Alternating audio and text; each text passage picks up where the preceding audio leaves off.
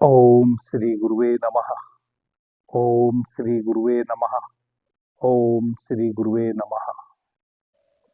सभी सुधीजन मित्रों को, श्रावकों को मेरा बहुत बहुत प्रणाम।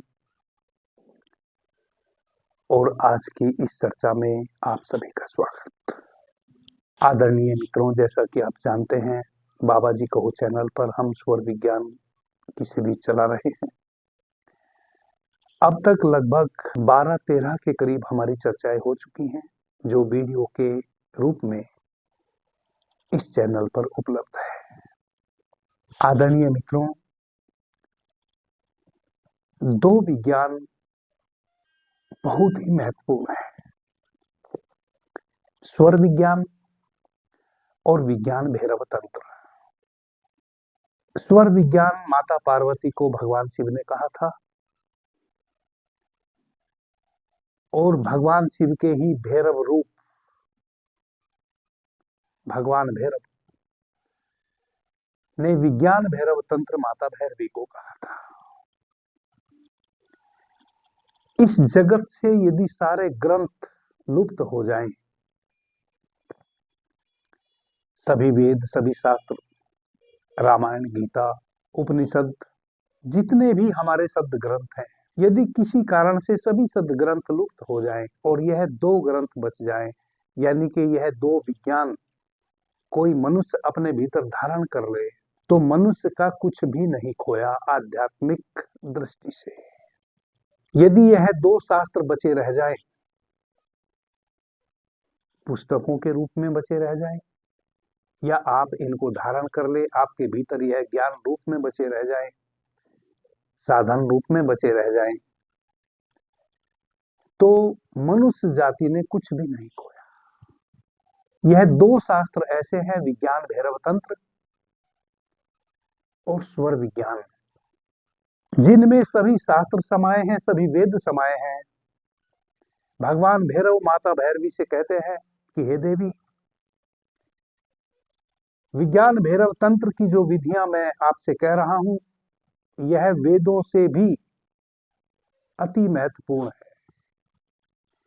इन विधियों में सारे वेद, सारे शास्त्र, सारे पुराण समाये हैं। और वैसा ही भगवान शिव माता पार्वती से कहते हैं कि हे देवी, यह जो स्वर विज्ञान का ज्ञान मैं आपसे कह रहा हूं, इससे ज्यादा गुड इस जगत में और कोई दूसरा ज्ञान नहीं है। और यह ज्ञान केवल उन्हीं लोगों को कहा जा सकता है जो सुधी जन है, जो इस ज्ञान को प्राप्त करने के योग्य है।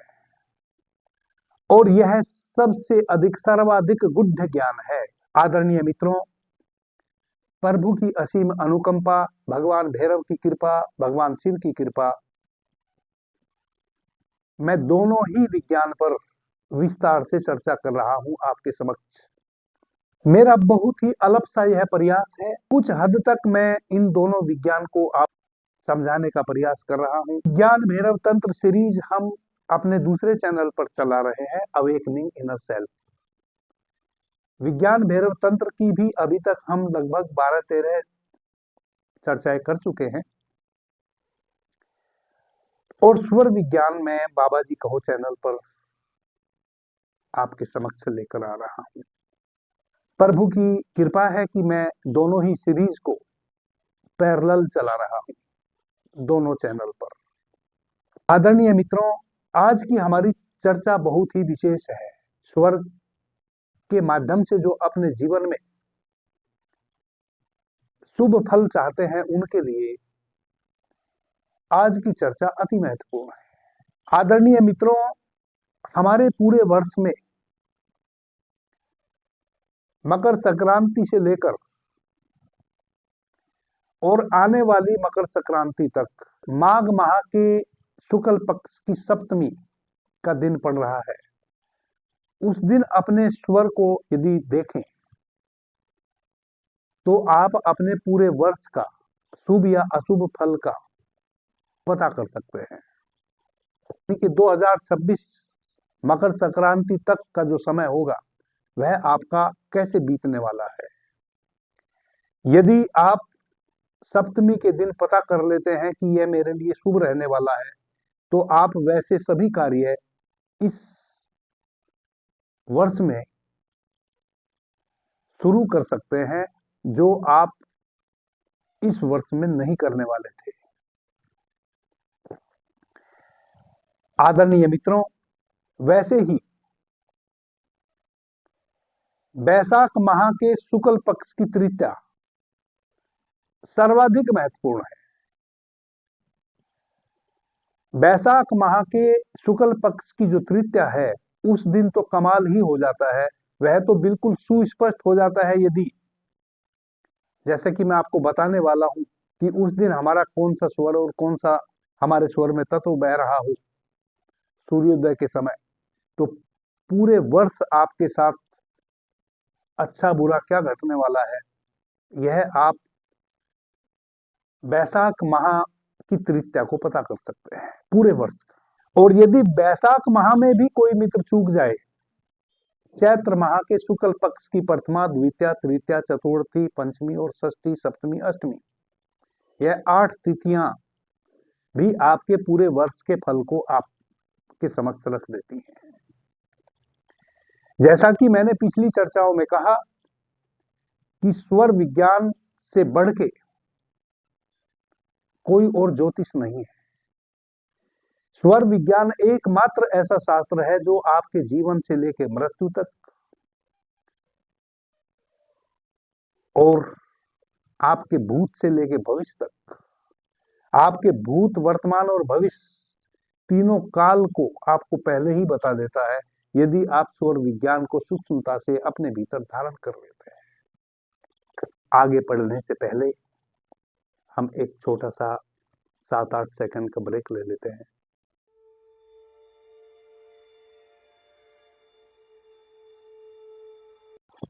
आदरणीय मित्रों, आप बाबा जी कहो चैनल को ज्वाइन कर सकते हैं। उसमें एक अलग सा मासिक शुल्क आपको पे करना होता है।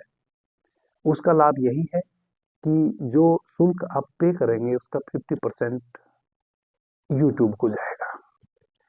यूट्यूब को आपके चैनल से यदि लाभ मिलेगा तो वह आपके चैनल को आगे बढ़ाने का कार्य करेगा। आप जानते हैं कि एडवर्टाइज के इस समय में जो यूट्यूब पर भी जो अपने वीडियो का और अपने चैनल का ऐड करवाते हैं, उनका चैनल यूट्यूब अधिक से अधिक आगे तक पहुंचाने की कोशिश करता है। अब मैं यह जिम्मेवारी आप सभी के कंधों पर सौंपता हूं कि आपने अपने इस चैनल को कितना आगे बढ़ाना है। 2-3 तरीके हैं इसको आगे बढ़ाने के। आप अधिक से अधिक चैनल को ज्वाइन करें, और जो मित्र ज्वाइन नहीं कर सकते हैं वह कम से कम प्रत्येक वीडियो को लाइक जरूर करें, वीडियो को शेयर करें और अपना कमेंट जरूर लिखें। जब आप लाइक करते हैं, कमेंट करते हैं, तो उससे वीडियो का रीच बढ़ता है। जब रीच बढ़ता है तो ऑटोमेटिक ना चाहते हुए भी यूट्यूब के एल्गोरिदम में ऊपर हमारा वीडियो रहता है और वह अधिक मित्रों तक फिर पहुंचता है। चैनल को ज्वाइन करना बिल्कुल भी अनिवार्य नहीं है। आप चाहे तो चैनल की सदस्यता लें, ना चाहे तो ना लें। आदरणीय मित्रों, फरवरी माह की जो 4 तारीख है, दिन मंगलवार, उस दिन शुक्ल पक्ष की सप्तमी है। माघ माह के शुक्ल पक्ष की जो सप्तमी है वह अति महत्वपूर्ण दिन है स्वर विज्ञानियों के लिए, जो स्वर शास्त्र के माध्यम से, स्वर योग के माध्यम से अपने जीवन में लाभ प्राप्त करना चाहते हैं, अपने जीवन को सूक्ष्मता से जीना चाहते हैं, उनके लिए यह तिथि अति महत्वपूर्ण है। क्यों महत्वपूर्ण है? क्योंकि आप इस तिथि में अपने पूरे वर्ष का पता कर सकते हैं कि आपका आने वाला पूरा वर्ष 2026 माघ माह की सप्तमी तक आपका समय कैसा बीतने वाला है। जैसा कि मैं अभी आपको बताने वाला हूं कि सूर्योदय के समय आपका कौन सा स्वर चले, उसमें कौन से तत्व चले। यदि वह शुभ संयोग सूर्योदय के समय सप्तमी को बन रहा हो तो पूरे वर्ष आपको एक शुभ संकेत मिलता है। जब हमें पूरे वर्ष के लिए एक शुभ संकेत मिल जाता है, तो जो कार्य हम 2026 या 2027 में करने वाले हैं, उस कार्य को हम अभी 2025 में शुरू कर सकते हैं, ताकि वह कार्य हमारा सिद्ध हो जाए। जैसे घर में कोई कन्या है, यह सोचते हैं कि 2025 में नहीं, चलो 2026 या 2027 में कन्या का विवाह करेंगे। तो सप्तमी के दिन शुभ संकेत मिलता हो, तो इसी वर्ष यदि आप अपनी कन्या का विवाह करते हैं, तो कन्या का वैवाहिक जीवन सफल होगा। इस प्रकार से और भी कार्य हैं, जैसे आपने नया घर बनाना है और आप चाह रहे हैं कि 2026 में हम नए घर की शुरुआत करें, या आपको एक स्थान से दूसरे स्थान में परिवर्तन करना है, या आपको कोई जमीन खरीदनी है, या आपने कोई बाग बगीचा लगाना है, या आपने कोई नया वाहन खरीदना है। कुछ भी अपने घर में वैसा जो स्थायित्व वाली चीजें हो, जो शुभत्व वाली चीजें हो और अधिक समय तक ठहरने वाली चीजें हो, स्थायित्व वाली चीजें हो, वह सभी कार्य आप सप्तमी में बनने वाले इस संयोग के हिसाब से इस वर्ष में शुरू कर सकते हैं। 100% आप जो भी कार्य शुरू करेंगे वह अपने परिणाम तक पहुंचेंगे, शुभ परिणाम तक पहुंचेंगे। यही तो स्वर विज्ञान की सूक्ष्मता है, यही तो स्वर विज्ञान का रहस्य है। अब हम विचार करते हैं कि शुक्ल पक्ष की जो सप्तमी है माघ माह की, जो कि 4 फरवरी 2025 दिन मंगलवार को पड़ने वाली है, उस समय सूर्योदय के समय देखें, जब सूर्य की किरणें पृथ्वी पे पड़े, उस समय से 20 मिनट तक 20 मिनट तक जब सूर्य निकला, अभी सूर्य में लालिमा फूटी, पृथ्वी पे सूर्य की किरणें फैलने लगी, उस समय से लेकर 20 मिनट तक आप देखें कि आपका चंद्र स्वर चलता है या नहीं चलता है। यदि सूर्योदय के समय जब सूर्य का उदय हो रहा हो और 20 मिनट की अवधि तक आपका चंद्र स्वर चल रहा है, तो यह अति शुभ है। यदि चंद्र स्वर नहीं चल रहा है तो अशुभ है। अब यदि चंद्र स्वर में जल तत्व या पृथ्वी तत्व बह रहा हो, तो इसका मतलब यह हुआ कि यह पूरा वर्ष 2026 मकर संक्रांति तक, इस पूरे वर्ष में 4 फरवरी से लेकर 2026 मकर संक्रांति तक आपका समय शुभ ही शुभ है। आप वह सभी शुभ कार्य इस पूरे वर्ष में शुरू कर सकते हैं जो आप अभी पेंडिंग में डाल दिए हैं, आप 2026 में करना चाह रहे हैं। जैसा कि मैंने कहा कि यदि विवाह योग पुत्र या पुत्री हमारे घर में है, परिवार में है, और हम किसी कारण से उनके विवाह को टाल रहे हैं 2026 या 27 में, तो आप 2025 में ही उनका विवाह करने की सोचें।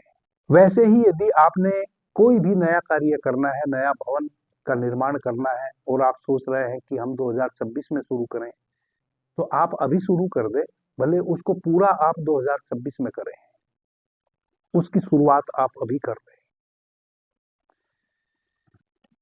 जो भी शुभ कार्य है, स्थायित्व वाले कार्य है, जो आपके जीवन में स्थायित्व रखते हो, जो लंबे समय तक, जैसे जमीन हमने खरीदी तो वह लंबे समय तक हमारे साथ जुड़े रहने वाली है, कोई गहना हमने खरीदा, कोई फर्नीचर हमने खरीदा, तो जो भी शुभ, सौम्य और स्थायित्व वाली चीजें हैं, माघ माह की जो आज सप्तमी है, सप्तमी से लेकर और 2026 मकर संक्रांति तक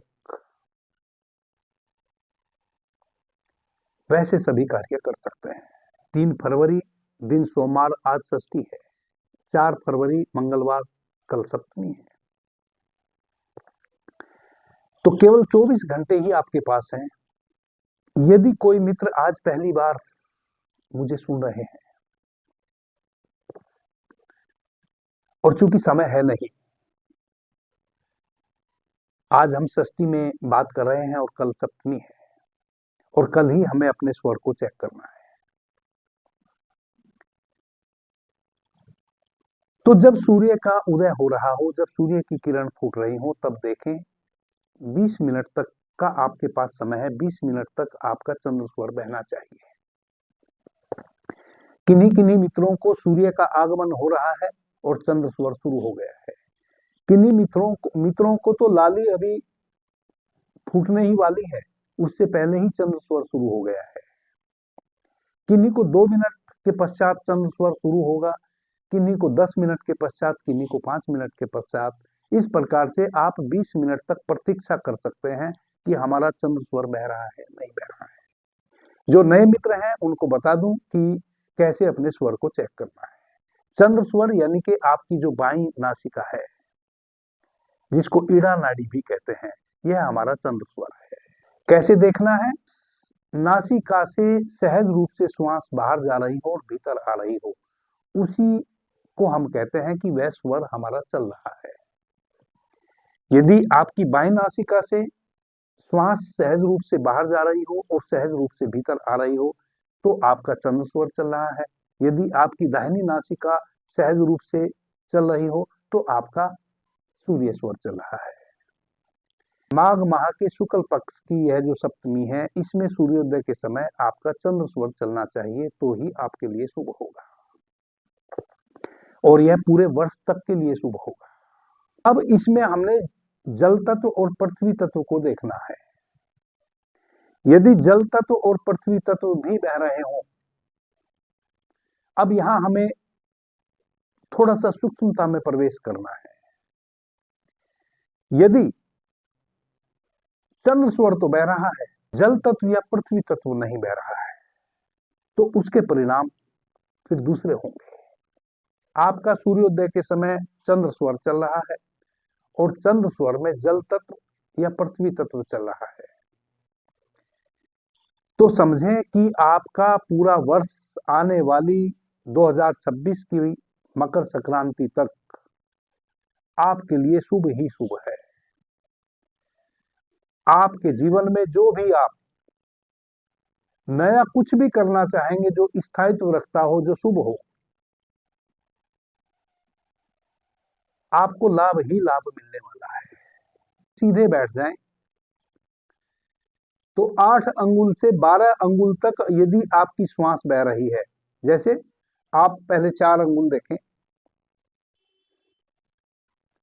5, 6, 7 अंगुल, ऐसे 4 अंगुल यहां अपनी हथेली के पृष्ठ भाग को लेके आए 4 अंगुल पे। श्वास को जोर लगा के बाहर नहीं फेंकना है, जैसी श्वास चल रही थी वैसी चलने देना है। देखें कि आपकी हथेली के पृष्ठ भाग को आपकी श्वास छू रही है कि नहीं छू रही है। छू रही है, थोड़ा और नीचे जाए, 5 अंगुल पे जाए, 6 अंगुल पे जाए, 7 अंगुल पे जाए, फिर 8 अंगुल पे जाए, 8 अंगुल पे भी छू रही है, फिर 9 पे जाए, 10 पे जाए, 11 अंगुल पे जाए, 12 अंगुल पे जाए, 12 अंगुल तक भी छू रही है। अब 13 अंगुल पे जाते हैं तो नहीं छू रही है, इसका मतलब 12 अंगुल तक छू रही है। तो 12 अंगुल तक यदि आपकी श्वास छू रही है आपकी हथेली के पृष्ठ भाग को, इसका मतलब है कि अभी आपकी श्वासों में पृथ्वी तत्व बह रहा है। और यदि 12 अंगुल से 16 अंगुल एकदम सीधे ऐसे नासिका से श्वास बाहर निकली और बिल्कुल आपकी छाती को छूते हुए आपकी नाभि तक ऐसे बाहर श्वास चली गई, तो आप अपने नीचे अपनी छाती के पास ऐसे अपनी हथेली को रखिए। देखिए कि कहां श्वास आपकी हथेली के पृष्ठ भाग पे यहां पड़ रही है, और नीचे जाएं। 12 अंगुल से 16 अंगुल के बीच में यदि श्वास आपकी हथेली पे पड़ रही है, वह 13 अंगुल भी पड़ सकती है, 14 अंगुल भी पड़ सकती है, 15 भी पड़ सकती है, 16 भी पड़ सकती है। जब जल तत्व बह रहा होता है तो बिल्कुल वह भारी होता है, उसमें जल का अंश अधिक होता है, इस कारण से श्वास आपके नोजल से निकलेगी और सीधा नीचे की ओर बहेगी। तो 12 से 16 अंगुल यदि आपकी श्वास आपकी हथेली के पृष्ठ भाग को छू रही है, इसका मतलब पृथ्वी तत्व बह रहा है। अब सप्तमी के दिन 4 फरवरी 2025 दिन मंगलवार, सप्तमी तिथि शुक्ल पक्ष की, आपका चंद्र स्वर चल रहा हो, जल तत्व या पृथ्वी तत्व आपके स्वर में बह रहा हो, तब यह आपके लिए पूरे वर्ष का शुभ संयोग है। आप जितने भी शुभत्व वाले कार्य हैं,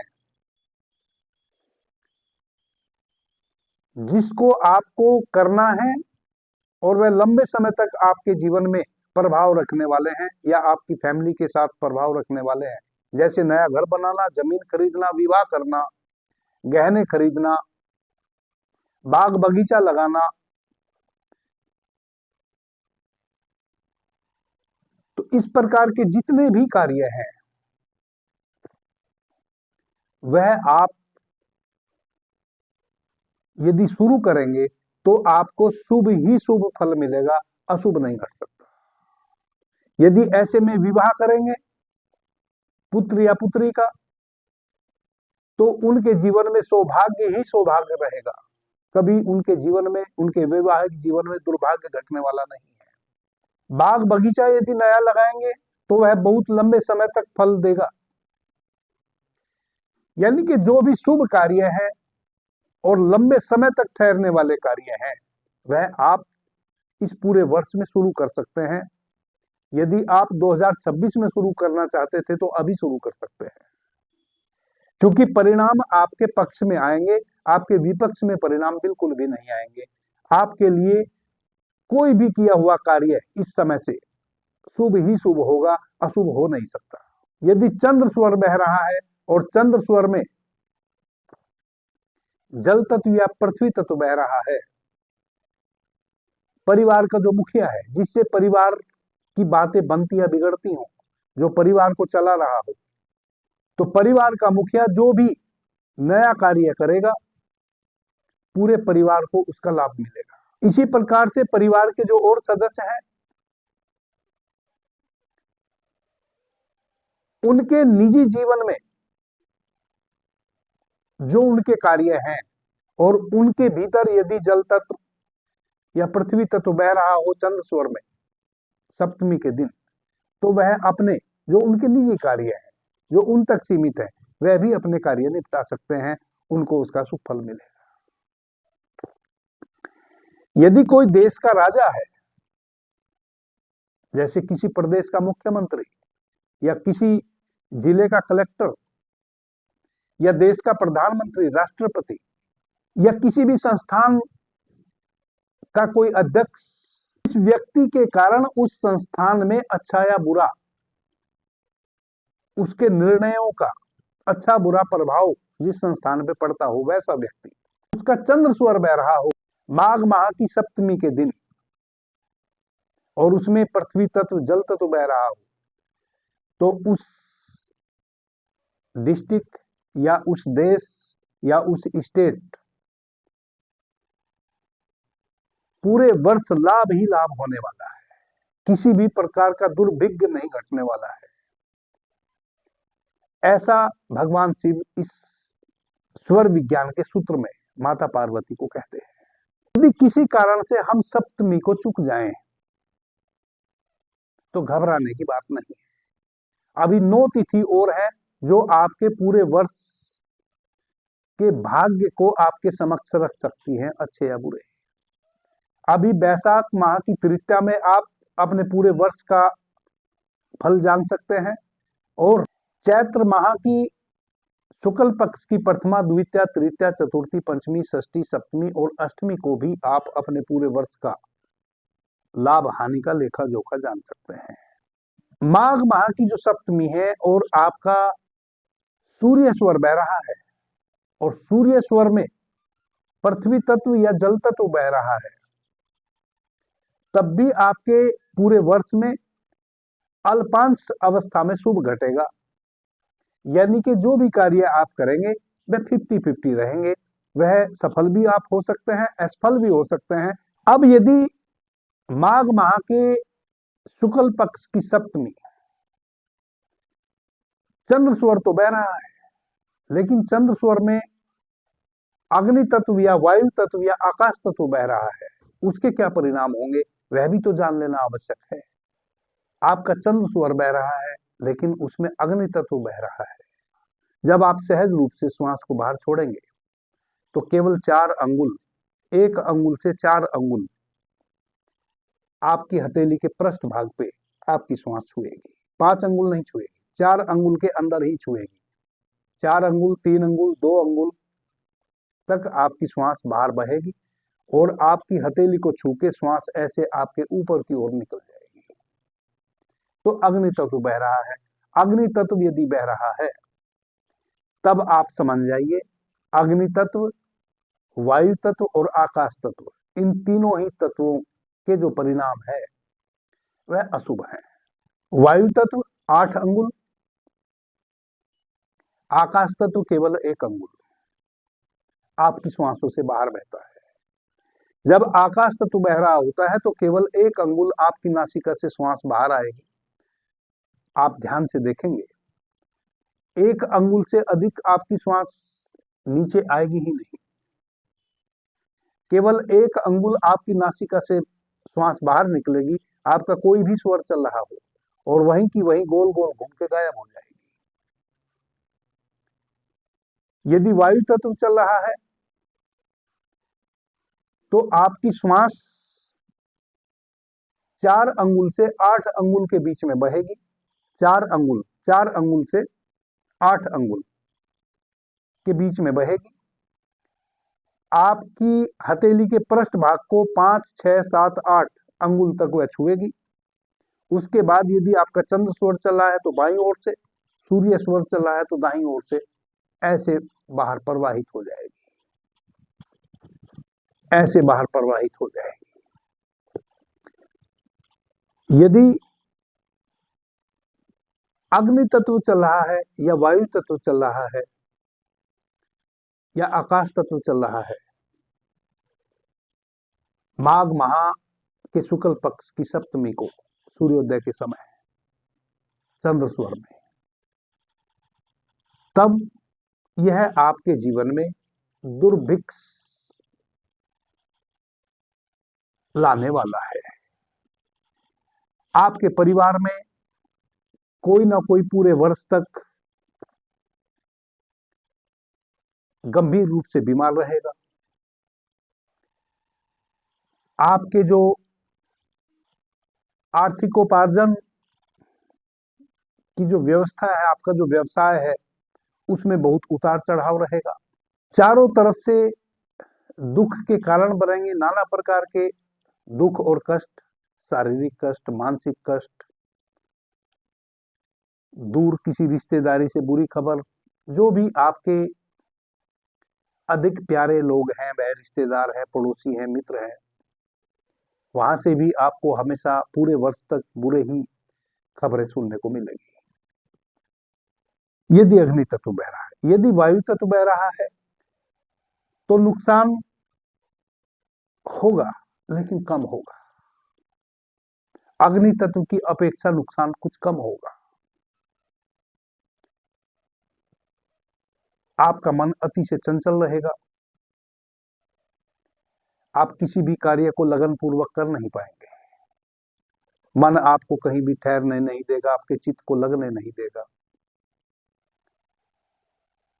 कम नुकसान होगा लेकिन उस अनुपात में लाभ नहीं होगा जो आपकी अपेक्षा रहेगी किसी भी कार्य को करने के समय। आकाश तत्व बह रहा है, सूर्योदय के समय आपका चंद्र स्वर चल रहा हो और चंद्र स्वर में आकाश तत्व यानी कि आपकी श्वास केवल उस समय जब सूर्य निकल रहा हो, आपका बाईं नासिका तो चल रही है लेकिन 1 अंगुल से अधिक श्वास बाहर नहीं बह रही है। वैसे में यह तय मानिए कि पूरे वर्ष में आपको कुछ ऐसे लोगों को खोना पड़ेगा जो आपके प्रियजन हैं। जैसे कोई आपका अभिन्न मित्र है, वह या तो बहुत अधिक बीमार पड़ेगा या उसकी मृत्यु हो जाएगी। ऐसे व्यक्ति जो आपके जीवन में प्रभावशाली हैं, जिनके कारण आपका जीवन प्रभावित होता हो, आप उन पे ट्रस्ट करते हो, भरोसा करते हो, आपके जीवन में शुभत्व का कारण बनते हो, लाभ का कारण बनते हो, आपको आपके सही सलाहकार हो, वैसे लोग इस पूरे वर्ष में या तो निरंतर बीमार रहेंगे, जिनकी बीमारी को लेके आप भी पीड़ित रहेंगे, या उनकी मृत्यु हो जाएगी। आदरणीय मित्रों, यह है स्वर विज्ञान का सूक्ष्म रहस्य। और यदि पृथ्वी तत्व या जल तत्व बह रहा हो तो आपके जीवन में शुभ ही शुभ घटने वाला है पूरे वर्ष तक। निदान क्या करें, क्योंकि यह तो लक्षण है। मनुष्य के जीवन में ऐसा कुछ भी नहीं है जो मनुष्य स्वर विज्ञान के माध्यम से उस स्थिति को बदल ना सके। स्वर विज्ञान का एक और रहस्य है। स्वर विज्ञान आपको यह तो बताता ही है कि यदि इस प्रकार से श्वास चल रही है एक अलग तिथि में, और उसमें पृथ्वी, जल, अग्नि, वायु, आकाश कोई भी तत्व बह रहा है, उसके क्या अच्छे या बुरे परिणाम आपके जीवन में आने वाले हैं, वह तो स्वर विज्ञान आपको बताता ही है। लेकिन स्वर विज्ञान यदि आप साध लेते हैं तो आपको दुर्भिक्ष घटने से भी बचाता है। स्वर विज्ञान आपके जीवन में घटने वाले दुर्भिक्ष के विषय में आपको चेताता है। लेकिन स्वर विज्ञान एक कार्य और करता है। वह कार्य यह है कि आप चाहें तो स्वर विज्ञान को साध कर, स्वर शास्त्र को साध कर, स्वर योग को साध कर आने वाले दुर्भिक्ष को सौभाग्य में परिवर्तित कर सकते हैं। और यदि आप अपने दुर्भिक्ष को सौभाग्य में परिवर्तित ना कर पाए तो फिर स्वर विज्ञान का रहस्य ही क्या। आदरणीय मित्रों, आप चाहें तो आप अपने स्वर को और स्वर में चलने वाले तत्व को अपने तरीके से व्यवस्थित कर सकते हैं। शुक्ल पक्ष की जो सप्तमी है माघ माह की, जो कि 4 फरवरी दिन मंगलवार 2025 में पड़ रही है, सूर्योदय से 1 घंटा पहले पूरी तैयारी कर लें। जहां जिस स्थान पे भी आप रहते हैं वहां सूर्योदय का मिनट, 2 मिनट, 4 मिनट, 5 मिनट का कुछ फर्क होता है। यदि आप अमेरिका में रहते हैं तो लगभग 11 घंटे का फर्क है भारत में और अमेरिका के समय में। तो आप जहां भी हैं, इस पृथ्वी के किसी भी कोने में आप रहते हैं, आपके यहाँ जो सूर्य उगने का एक समय है उससे 1 घंटा पहले ही आप तैयारी कर लें। स्नान, ध्यान इत्यादि करके, सोच इत्यादि से निर्वृत्त होकर आप अपने साधना कक्ष में बैठ जाएं। आपका जो साधना कक्ष है वह जरूरी नहीं कि बहुत बड़ा हो। जहां भी आप अपने पूरे घर में एक कोना बना रखे हैं जहां बैठ के आप भजन करते हैं, कीर्तन करते हैं, ध्यान करते हैं, पूजा प्रार्थना करते हैं, अपने उस पूजा प्रार्थना करने वाले स्थान पे आप आ जाएं। साफ स्वच्छ एक आसन बिछा लें, पूरब दिशा की ओर मुंह करके बैठें। सही सूर्योदय से 1 घंटा या 30 मिनट पहले, कम से कम 30 मिनट पहले तो आप बैठ ही जाएं। किसी भी आसन में बैठ जाए, आपकी रीढ़ बिल्कुल सीधी हो। बच्चों के खेलने वाली एक बॉल ले लें और उसको अपनी दाहिने, आपका जो दाहिना हाथ है, राइट हैंड जो है, इसकी जो एक उंगली है, ये यहां बॉल को ऐसे रख लें और उसको अपने हाथ से ऐसे दबा लें। आंख बंद कर लें, उसको बॉल को दबाए रखें। अपनी दोनों बाहों के बीच में पीत वर्ण, पीला जो रंग होता है, पीले रंग का एक चंद्रमा आपकी दोनों बाहों के बीच में निकला हुआ है। ऐसा भाव करें कि पीले रंग का एक गोल बिंदु, जैसे गोल चंद्रमा, पीले रंग का आपकी दोनों बाहों के बीच में पीले रंग का एक चंद्रमा उग रहा है। पीले रंग के चंद्रमा का ध्यान करें और अंदर ही अंदर लम ध्वनि का उच्चारण करें। ला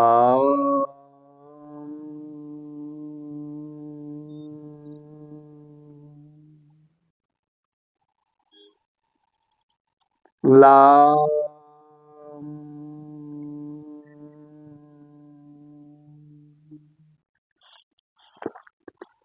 लम ध्वनि का उच्चारण करें और तब तक यह उच्चारण करते रहें और उस पीले बिंदु का ध्यान करते रहें।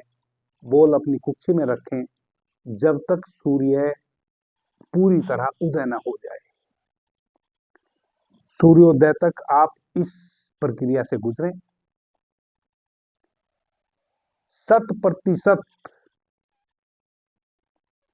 सूर्योदय के समय आपका चंद्र स्वर ही बहेगा और उसमें पृथ्वी तत्व का ही निग्रह होगा। जल तत्व का निग्रह हो या पृथ्वी तत्व का निग्रह हो, तो हमें पृथ्वी तत्व का निग्रह यदि हो तो हमारे जीवन में ज्यादा स्थायित्व आएगा। तो पृथ्वी तत्व का जो रंग है वह पीला है और उसकी जो ध्वनि है वह लम है। तो लम ध्वनि का उच्चारण करते हुए पीले रंग के बिंदु का ध्यान करें। जैसे आपकी आज्ञा चक्र में आपकी दोनों बाहों के बीच में पीले रंग का एक चंद्रमा निकला हुआ है, उस चंद्रमा का ध्यान करें और लम ध्वनि का उच्चारण करें जब तक सूर्योदय ना हो जाए। सूर्योदय के समय आप पाएंगे कि आपका पृथ्वी तत्व चल रहा है चंद्र स्वर में। इस प्रकार से आप उस समय में वह जो छोटा सा क्षण है 10 से 20 मिनट का, जब सूर्य उगेगा सप्तमी तिथि में, उस समय आपका चंद्र स्वर बह रहा हो और उसमें पृथ्वी या जल तत्व बह रहा हो, तो आपके पूरे वर्ष में शुभत्व ही शुभत्व आपके समक्ष घटने वाला है। इस प्रकार से आप अपने स्वर को चेंज कर सकते हैं। जब आपकी दाहिनी कुक्षी में वह बोल आप ऐसे लगा के रखेंगे तो आपका सूर्य स्वर ऑटोमेटिक बंद हो जाएगा और धीरे धीरे आपका चंद्र स्वर चलना शुरू हो जाएगा। आपके भीतर जो 72,000 प्राण वाहिनी नाड़ियां हैं वह आकाशीय शक्तियों से पृथ्वी तत्व से ओतप्रोत हो जाएंगी और जब आपके भीतर की 72,000 प्राण वाहिनी नाड़ियां पृथ्वी तत्व से ओतप्रोत हो जाएंगी तो आपके जीवन में कोई दुर्भिक्ष नहीं घटेगा। आपका शरीर का रोआ रोआ, आपकी एक एक प्राण वाहिनी नाड़ी आपके जीवन में शुभत्व का कारण बनेगी पूरे वर्ष तक। इस प्रकार से आप अपने स्वर में पृथ्वी तत्व को अपनी स्वेच्छा से चला के पूरे वर्ष का लाभ ले सकते हैं। और यदि किसी कारण आप चूक जा रहे हैं, बैसाख माह की जो तृतीया आने वाली है जो कि अप्रैल में आएगी, उस संबंध में मैं आगे चर्चा करूंगा। तो उस समय हम कोशिश करेंगे और यदि वह भी चूक जाए